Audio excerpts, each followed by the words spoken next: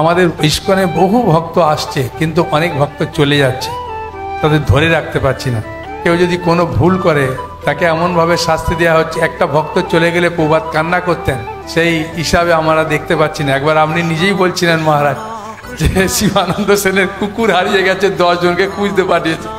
আমাদের ভক্ত হারিয়ে গেলে কজনকে খুঁজতে পাঠানো যায়? তো বলতে গিয়ে আপনি চুপ করে বন্ধ করে দিয়ে অন্য প্রসঙ্গে চলে গেছেন। তা মহারাজ, প্রবাদের শিক্ষা এইগুলো যাতে আরো সুন্দরভাবে আলোচনা হয়, তাহলে আমাদের ইস্কন ভক্তরা আরো যারা আসছে তারা থাকতে পারবে।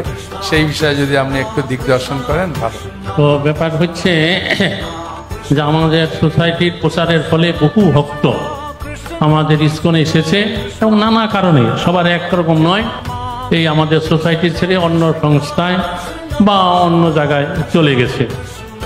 সেই জন্য আমরা যারা মন্দিরে আছি, আমাদের ভক্তদের ব্যবহার খুব মধুর হওয়া উচিত আরও, আমি মনে করি।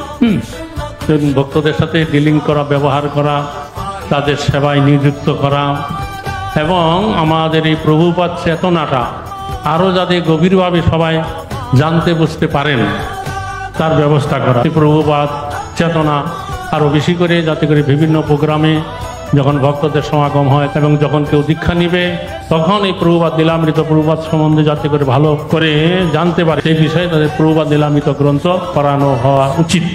তো এইগুলা যদি করা হয়, তাইলে মনে হয় যে প্রভুপাদ চেতনা আমাদের ভক্তদের মনে বিকশিত হবে। তাইলে তারা বুঝতে পারবেন যে প্রভুপাদকে এবং আমাদের এই যে বৈষ্ণবোচিত ব্যবহারটা কেমন হওয়া উচিত, যাতে করে সকলে সহানুভূতির সঙ্গে তা গ্রহণ করতে পারেন। তো এইভাবে যদি প্রভুপাদ চেতনা, ইস্কন চেতনা যদি আমরা আলোচনা করে ভক্তদের কাছে আমরা তুলে ধরতে পারি, তাহলে মনে হয় এটা জিনিসটা আরও অনেকটা ভালো হবে।